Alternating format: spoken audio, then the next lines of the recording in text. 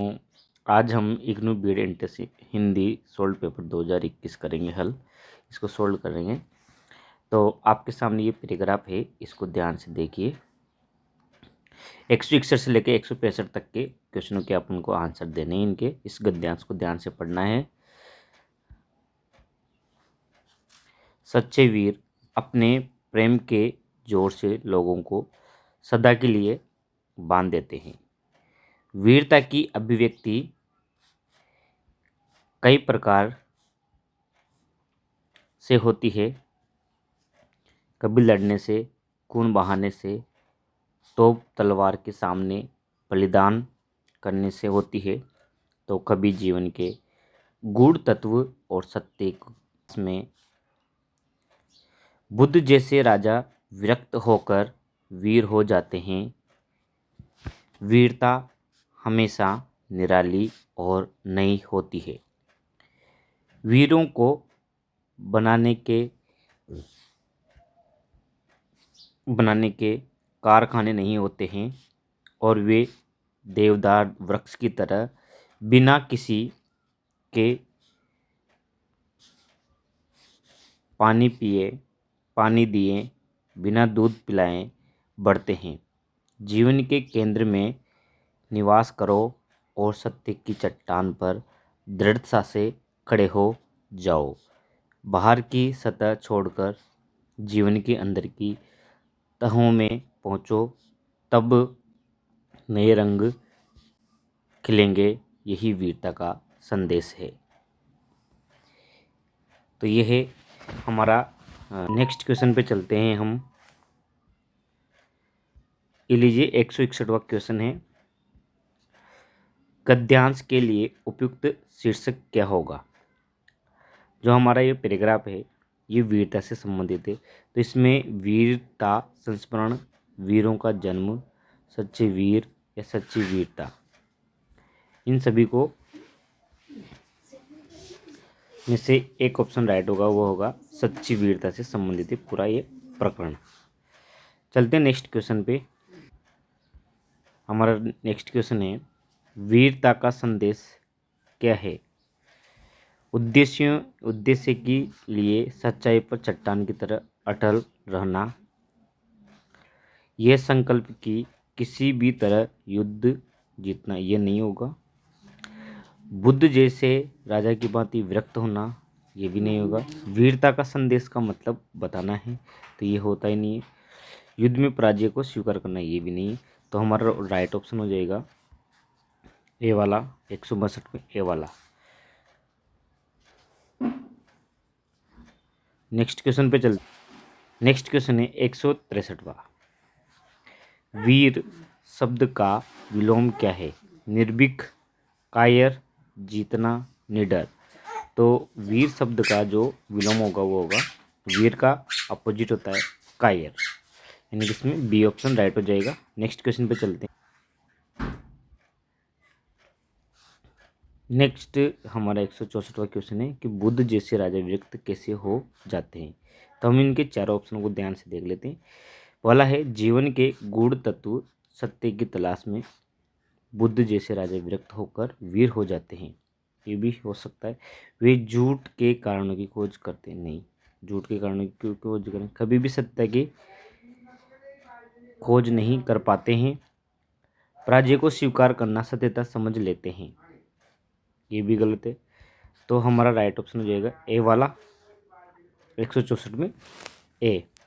Next question पे चलते हैं और आपके ये लीजिए अपना नेक्स्ट क्वेश्चन है।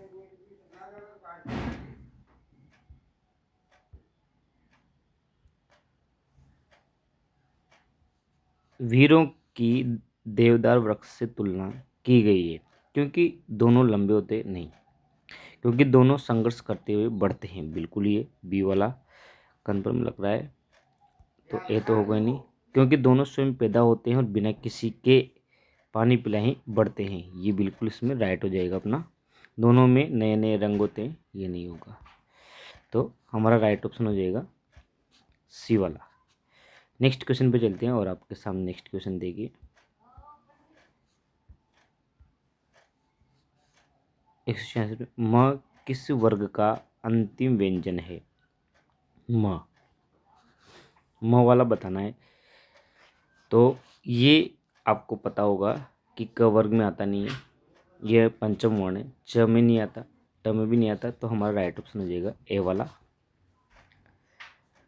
म। नेक्स्ट क्वेश्चन पे चलते हैं और आपके सामने नेक्स्ट क्वेश्चन है। नेक्स्ट क्वेश्चन, वर्णों के समूह को क्या कहते हैं? जो वर्णों का जो समूह होता है, अब इसमें ये नहीं बताया है कि कौन सा वर्ण है, किससे मेल खाता है। तो जो वर्णों के समूह होते हैं उसे हम, वर्णों के पूरा जो समूह होता है उसको हम वर्णमाला के नाम से जानते हैं। को क्या कहते हैं? हम वर्णमाला कहते हैं। तो इसमें बी वाला ऑप्शन राइट हो जाएगा।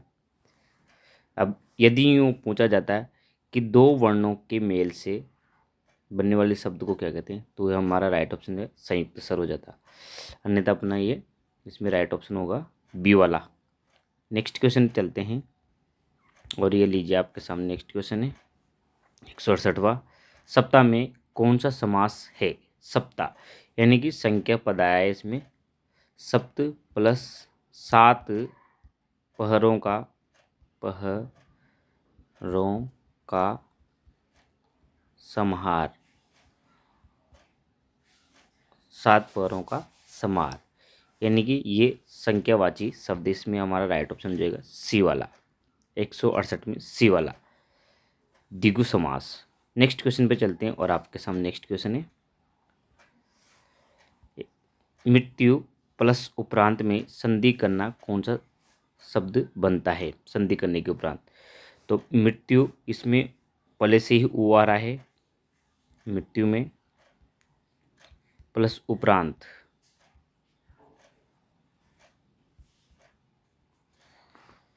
तो इन दोनों को जो मेल करेंगे तो ऊ मिलके ओ हो जाता है। मृत्योपरांत क्या हो जाता है? ओ हो जाता है, यानी कि यहाँ पे गुण हो रहा है, गुण संधि।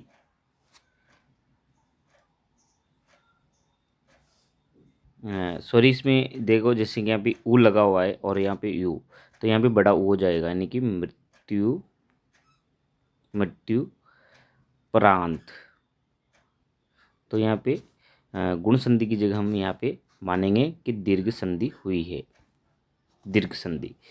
तो इसमें कौन सा है? ये मृत्यु प्रांत, ए वाला ऑप्शन राइट हो जाएगा यहाँ पे हमारा, ए वाला ऑप्शन मृत्यु, मृत्यु प्राण यानी कि दीर्घ संधि, दीर्घ स्वर संधि हो जाएगी। नेक्स्ट क्वेश्चन पे चलते हैं और आपके सामने नेक्स्ट क्वेश्चन है 170 में आंख शब्द किस शब्द का तद्भव है? आंख किस शब्द का तद्भव रूप है? आंख, नेत्र, चक्षु, लोचन या अक्षि, ये तो सभी इसके पर्यायवाची शब्द है, लेकिन यहाँ पे पूछा है कि ये जो आंख है वो किस शब्द का तद्भव है। तो इसमें नेत्र आ गया नहीं, चक्षु भी नहीं आएगा, लोचन भी नहीं आएगा, तो हमारा राइट ऑप्शन हो जाएगा सी वाला अक्षी। अक्षी से ही आंख बनाए, अक्षी शब्द से ही आंख बनाए। नेक्स्ट क्वेश्चन पे चलते हैं। फूल, फूल इनमें कौन सी संज्ञा हुई है? कौन सी संज्ञा है? फूल में कौन सी संज्ञा है? भाववाचक, व्यक्तिवाचक, समूहवाचक या जातिवाचक? जो फूल शब्द होता है ये हमेशा एक ही फूल को इंगित नहीं करता है, अर्थात ये संपूर्ण जाति को, ये फूल जो शब्द है ये संपूर्ण जाति का बोध कराता है, संपूर्ण जाति का बोध कराता है, संपूर्ण जाति का। इसलिए हमारा ये यहाँ पे राइट ऑप्शन हो जाएगा, डी वाला ऑप्शन राइट हो जाएगा। नेक्स्ट क्वेश्चन पे चलते हैं हम 172वां, में इनमें से कौन सा पुरुष है? में कौन सा पुरुष है? तो जो मैं और हम ये प्रथम पुरुष होते हैं, तुम, तुम्हारा ये सेकंड पुरुष होते हैं, ये फर्स्ट पुरुष, ये सेकंड पुरुष, और वह, यह और किसी का नाम ये थर्ड पुरुष में आते हैं। तो यहाँ पे इसको बोलेंगे हम उत्तम पुरुष के रूप में जानते हैं। उत्तम पुरुष, प्रथम जो फर्स्ट पर्सन होता है उसको उत्तम पुरुष, मध्यम पुरुष और अन्य पुरुष, थर्ड वाले को अन्य पुरुष के नाम से जानते हैं। तो इसका हमारा राइट ऑप्शन हो जाएगा ए वाला, यानी कि प्रथम जो फर्स्ट पर्सन होता है उसको उत्तम पुरुष के नाम से जानते हैं, ए वाला ऑप्शन राइट हो जाएगा। नेक्स्ट क्वेश्चन पे चलते हैं।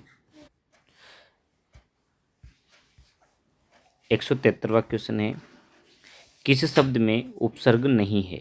तो यहाँ पे उपसर्ग नहीं है वो शब्द बताना है हमें। उपसर्ग किस में नहीं है? प्रभाव, यहाँ पे प्रभाव में प्र उपसर्ग है, अपवाद में अप उपसर्ग है, ओढ़ना और अनु, इस डी वाले में अनु उपसर्ग है।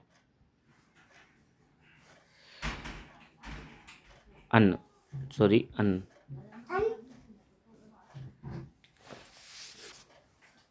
यहाँ पे अनु उपसर्ग आएगा, यहाँ पे प्र आएगा ए वाले में, और इसमें अप उपसर्ग आ जाएगा अप। तो बचा क्या हमारे सी ऑप्शन, तो ये वाला ऑप्शन राइट हो जाएगा, इसमें उपसर्ग नहीं है। और आपके सामने नेक्स्ट क्वेश्चन है, अशुद्ध शब्द कौन सा है वो बताना है। अशुद्ध शब्द ही बताना है। तो कलश बिल्कुल सही है, कल्याण भी सही है, शत्रुता बिल्कुल सही, पुण्य, पुण्य यहाँ पे यूँ आता पुण्य, यानी कि छोटा ओ की मात्रा लगती, तो हमारा राइट ऑप्शन हो जाएगा बी वाला। नेक्स्ट क्वेश्चन पे चलते हैं, इनमें से कौन सा पद अव्ययी भाव समास है? अव्ययी भाव, अव्ययी भाव समास, आचार, कुशल, चतुर्भुज, इन चारों में से जो हमारा राइट ऑप्शन होगा वो सी वाला हो जाएगा, प्रतिदिन, दिन दिन प्रतिदिन, यही अव्ययभाव समास है।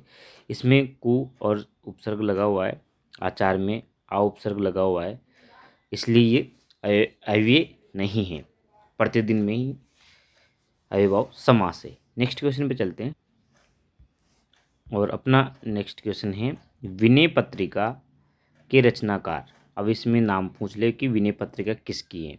रचना है 176 में, तो सूरदास की नहीं होगी, यहाँ की इनकी तो सूरदास की तो शकुंतला नामक है, रहीम के दोहे हैं, केशवदास की नहीं हो सकती, तो हमारा राइट ऑप्शन जाएगा विनय पत्रिका है तुलसीदास की, और इन्हीं के द्वारा ही एक और रचना रामचरितमानस, जो रामचरितमानस भी लिखी गई है, ये भी इन्हीं की पत्रिका है तुलसीदास की। विनय पत्रिका और रामचरितमानस तुलसीदास की है। नेक्स्ट क्वेश्चन पे चलते हैं, 177वां, दो वर्णों के मेल से, यहाँ पे अब आ गए, दो वर्णों के मेल से होने वाले विकार को कहते हैं।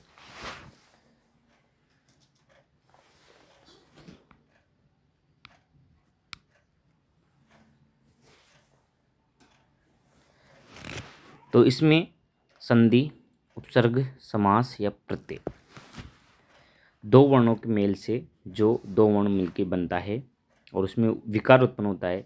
समास में पद आते हैं, उपसर्ग में भी पदांश शब्दांश लिया जाता है, और प्रत्यय में भी वही चीज़ होती है।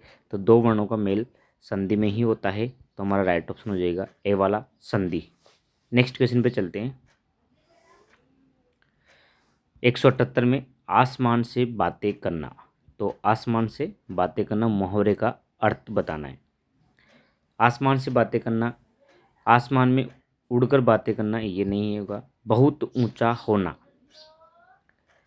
बहुत ऊंचा होना, या आसमान की ओर देखना, ये भी आसमान की ओर, ऊंचे सपने देखना, आसमान से बातें करना, ये जरूर लगभग हो रहा है, लेकिन हमारा जो सही और सटीक आंसर होगा वो होगा बी वाला, बहुत ऊंचा होना। आसमान यानी कि बहुत ऊंचा रहता है, इसलिए हमारा राइट ऑप्शन हो जाएगा बी, ये भी नहीं होगा, डी वाला भी।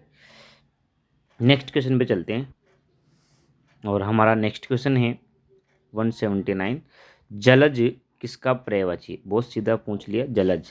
तो जलज जो जल में रहने वाला अर्थात कमल, हमारा राइट ऑप्शन हो जाएगा जलज का पूछा है। और नदी का सरिता होता है, अगर नदी का पूछता तो सरिता होता है। तो हमारा इसमें ए वाला ऑप्शन राइट हो जाएगा। नेक्स्ट क्वेश्चन पे चलते 180, ये हमारा लास्ट क्वेश्चन है। जेते तुम तारे तेते नभ में ना तारे हैं, ये अलंकार पूछा है। जेते तुम तारे तेते नभ में न तारे हैं, तो यहाँ पे जेते तुम तारे तेते नभ में न तारे, तो यहाँ पे हमारा जो अलंकार होगा वो यमक अलंकार हो जाएगा। यानी कि जितने तुम तारे तेते गिनते हो, नभे न तारे हैं, उतने तारे नहीं हैं। तो इसलिए थी आज की क्लास 2021 का ये पेपर था, जो मैंने आपके सामने सोल्व करके बताया। इग्नू बीएड वाले जो भी मित्र हैं, साथी हैं, जो तैयारी कर रहे हैं, वो इन पेपरों को ज़रूर देखें। और आपने अभी तक चैनल को सब्सक्राइब नहीं किया तो वो ज़रूर सब्सक्राइब कर लें एमजे टीचर्स को, और बेल आइकन दबाना ना भूलें। फिर मिलते हैं ऐसी नई वीडियो के साथ। थैंक यू फॉर वाचिंग, और इस सीरीज के साथ जुड़े रहिए मित्रों। जब तक एक दूसरे की मदद करते रहेंगे तब तक कोई भी नहीं गिरेगा, चाहे व्यापार हो, परिवार हो या फिर समाज। ये था हमारा आज का motivational code. Thank you for watching. Subscribe करना ना भूलें।